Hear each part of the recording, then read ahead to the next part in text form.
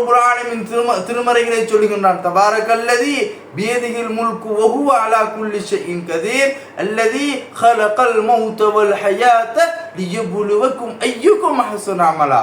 உங்களிலே யார் சிறந்தவர், யார் இறை நேசத்துக்குரியவர், யார் இந்த உலகத்திலே இறைவனை பொருந்திக் கொள்ளும் பொருட்டு இறைவனுக்காக வாழ்ந்தவர், யார் அல்லாஹ்வை அஞ்சி நடந்தவர் என்பதனை, உங்களில் நல்லவர் யார் என்பதனை அறிந்து கொள்வதற்காக நாம் உமக்கு இந்த உலகத்தினுடைய வாழ்வையும் மரணத்தையும் கொடுத்திருக்கிறோம். சோதனையாகவே ஒவ்வொரு மனிதனுக்கும், குறிப்பாக முஃமின்களுக்கு இறைவன் அதிக நேரத்தில் ஒவ்வொரு முஃமினுடைய உள்ளமும் அல்லாஹ் என்னை நேசிக்கின்றான் என்ற எண்ணத்தில் அல்லாஹ்வின் அடியார்களே.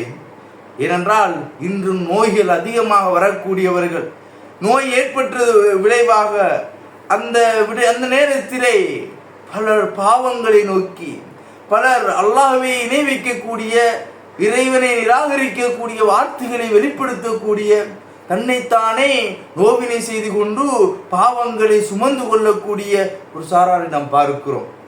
ஒரு சாரார் தனக்கு நோய் வாய்ப்படுகின்ற பொழுது அந்த நோவினை அறியாமல் இருக்க மாற்று வழியாக இஸ்லாத்தில் ஹராமாக்கப்பட்ட போதை வஸ்துக்களின்பால் செல்லக்கூடிய நிலையை பார்க்கிறோம். இன்னொரு சாரார் தங்களை தற்கொலை செய்து தங்களுடைய உயிர்களை பிரிக்கக்கூடிய, தன்னுடைய உயிர் இறப்பை வேண்டி அல்லாஹ்விடத்தில் பிரார்த்திக்கக்கூடிய ஒரு கவலைக்கிடமான நிலையினை நாம் பார்க்கிறோம். அன்புக்குரியவர்களே, அல்லாஹ்வின் அடியார்களே, அல்லாஹ் ரப்பல் ஆலமீனுடைய மார்க்கம் என்ன சொல்லுகிறது? அலல் மரீரி யர்லா பிகலா இல்லா. ஒரு மனிதனுக்கு நோய் ஏற்பட்டு விட்டால் அவன் அந்த நோயினை பொருந்தி கொள்ள வேண்டும். அந்த நோயினை அவன், இதை அல்லாஹ் எனக்கு நிர்ணயித்த ஒரு நோய், இறைவன் எனக்கு தந்திருக்கின்ற ஒரு சோதனை என்று இறைவனுடைய தீர்ப்பினை ஒரு நோயாளி பொருந்தி கொள்ள வேண்டும். முதலாவது இஸ்லாம் சொல்லுகிறது, நோயாளி எனக்கு காய்ச்சல் ஏற்பட்டு விட்டதா, அல்லது எனக்கு நான் என்னுடைய வலி, என்னுடைய நோய் எனக்காக இறைவன் நிர்ணயித்தது என்பதனை நான் என்னுடைய நோயை கொண்டு பொருந்தி கொள்ள வேண்டும். அல்லாஹ்வுடைய தூதர் ரசூல் என்ன சொல்லுகிறார்கள்? அஜபன் லி அம்ரில் மோமின் இன்ன அம்ரஹு குல்லுஹு லஹு கைர். ஒரு மோமினுடைய எல்லா காரியங்களும் எனக்கு ஆச்சரியம் அளிக்கிறது. என்ன காரணம்? எல்லாம் அவனுக்கு நன்மையானதாகவே அளிக்கின்றது, எல்லாம் அவனுக்கு நன்மையை அள்ளி கொடுக்கிறது, நன்மையாகவே அமைகின்றது. காரணம், அவனுக்கு ஏதாவது ஒரு அவன் இன்பம் பெறக்கூடியவாறு ஏதாவது ஒரு நிகழ்வு ஏற்பட்டால் அவன் அந்த நேரத்தில் அல்லாஹ்வுக்கு நன்றி செலுத்துகிறான். அவனுக்கு ஏதாவது துன்பம் ஏற்பட்டு விட்டால் பொறுமை காக்கின்றான், அந்த துன்பத்தினை அவன் ஏற்றுக்கொள்ளுகின்றான். அந்த துன்பத்தின் போது அவன் தன்னை மறந்தவனாக, தன்னை படைத்தவனை மறந்தவனாக அவனுடைய செயற்பாடுகள் அமையவில்லை, நோயை பொருந்தி கொள்ளுகின்றான். எனவேதான் ஒரு இறை விசுவாசியினுடைய அமல்கள் அவனுக்கு நலவையை கொடுக்கிறது என்று கண்மணி நாயகம் ஸல்லல்லாஹு அலைஹி வஸல்லம் அவர்கள் சொல்லுகிறார்கள். அன்புக்குரியவர்களே, முதலாவது நிபந்தனை, ஒருவருக்கு நோய் ஏற்பட்டால் அவர் அந்த நோயினை ஏற்றுக்கொள்ள வேண்டும். இரண்டாவது என்ன? இரண்டாவது நிபந்தனை என்ன சொல்லுகிறது? அதுதான் அல்லாஹ் குறித்த நல்லெண்ணத்தை ஏற்படுத்திக் கொள்ள வேண்டும்.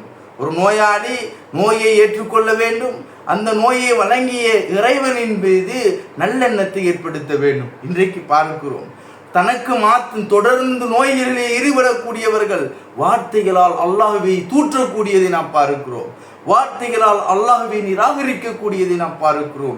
எங்களுடைய கிராமப்புறங்களிலே வாழக்கூடியவர்கள் அல்லாஹ்வுடைய நோயினை ஏற்றுக்கொள்ள மறுத்து, இது தனக்கு இன்னும் ஒருவர் மூலம் செய்த சூனியம் என்றும், தனக்கு இன்னொருவர் அல்லாஹ்வுடைய அந்த நோயினை கொடுத்திருக்கிறார் என்ற எண்ணக்கருவோடு இறைவனை நிராகரித்து பூசாரிகளிடத்திலே செல்லக்கூடிய, அதுபோன்று குறிபார்ப்பவர்களிடத்திலே செல்லக்கூடிய, அதுபோன்று மன்னரைகளுக்கு சென்று மன்றாடக்கூடிய ஒரு கிளி நிலையினை நாம் பார்க்கிறோம். அன்புக்குரியவர்களே, நோய் இறைவன் புறத்திலிருந்து வருவது, கொடுக்கின்ற இறைவன் மீதும் நல்லெண்ணம் கொள்ள வேண்டும் என்று இஸ்லாம் நமக்கு கற்பிக்கிறது. ஜாபிர் ரலியல்லாஹு அன்ஹு அவர்கள் அறிவிக்கிறார்கள், சமஅத்து நபிய ஸல்லல்லாஹு அலைஹி வஸல்லம் قبل وفاته بثلاث يقول. அல்லாஹ்வுடைய தூதர் அவர்கள் மரணிப்பதற்கு முன்னால் சொன்ன ஒரு செய்தியினை நான் செவிமேறித்தேன் என்று ஜாபிர் ரலியல்லாஹு அன்ஹு அவர்கள் சொல்கிறார்கள். லா யமூதன்ன அஹதுக்கும் இல்லா வஹுவ யுஹ்சினு பில்லாஹி லன். அல்லாஹ்வுடைய தூதர் சொல்கிறார்கள், மூன்று விடுத்தம், மக்களே, உங்களில் யாருமே அல்லாஹ்வின் மீது கெட்டெண்ணம் கொண்டவர்களாக மரணித்து விடாதீர்கள். அல்லாஹ்வின் மீது கெட்ட எண்ணம் கொண்டவர்களாக யாருமே மரணித்து விடாதீர்கள், நீங்கள் எல்லோரும் அல்லாஹ்வின் மீது நல்லெண்ணம் வையுங்கள் என்று நபி பெருமானார் ஸல்லல்லாஹு அலைஹி வஸல்லம் அன்னவர்கள் தன்னுடைய மரணத்திற்கு முன்னால் உபதேசம் செய்தது ஜாபிர் இப்னு அப்துல்லாஹ் என்கின்ற நபித்தோழர் அறிவிக்கிறார்கள். இமாம் முஸ்லிம் அவர்கள் 2877வது செய்தியாக பதிவு செய்கிறார்கள். அன்பின் உறவுகளே, அல்லாஹ்வின் நல்லடியார்களே, இந்த எண்ணம் நம்முடைய உறவுகள் மத்தியில் இருக்கிறதா? எமக்குள் இந்த எண்ணம் எழ வேண்டும். அல்லாஹ் எனக்கு நோயை வழங்குகிறான் என்றால் இறைவன் என்னை குணப்படுத்துவான், இறைவன் என்னை சோதிக்கின்றான், இறைவன் எனக்கு ஒரு தீர்ப்பை வழங்க இருக்கின்றான், என் பாவங்களை மன்னிக்கின்றான், என்னுடைய சிந்தனையை கட்டுப்படுத்துகின்றான், என்னை மறுமையை நோக்கிய பயணத்திற்கு இறைவன் வழிவகுக்கின்றான் என்ற நல்லெண்ணம் கொள்ள வேண்டும். எவ்வளவுதான் நோய்கள் தொடர்ந்து வந்தாலும் இன்று பார்க்கலாம், சில குடும்பங்களில் தாய்க்கு நோய் வருகிறது, தாயின் நோய் குணமடைய தந்தைக்கு வருகிறது, தந்தைக்கு நோய் குணமடைய மகனுக்கு, மகளுக்கு, பேரனுக்கு, பேத்திக்கு, பூட்டிக்கு, அப்படி இப்படி என்று தொடர்ந்தும் நோயே வந்து கொண்டிருக்கிறது என்றால் அவர்கள் அல்லாஹ்வின் மீது கெட்டெண்ணம் வைத்து விடக்கூடாது. அவர்கள் அல்லாஹ் தன்னை நேசிக்கிறான் என்ற எண்ணத்தோடு இறைவன் பால் மீள வேண்டும் என்பதனை உணர்ந்து கொள்ள கடமைப்பட்டிருக்கிறீர்கள். அன்பின் உறவுகளே, அல்லாஹ்வின் நடிகார்களே, மாற்று வழியாக இறைவனை தூற்றி இறைவன் மீது நிராசை வைத்து இறைவனை வெறுக்கக்கூடிய அடியார்களாக நாம் மாறிவிடக்கூடாது என்பதனை நபிகள் நாயகம் ஸல்லல்லாஹு அலைஹி வஸல்லம் அவர்கள் நமக்கு எச்சரிப்பதை நாம் பார்க்கலாம்.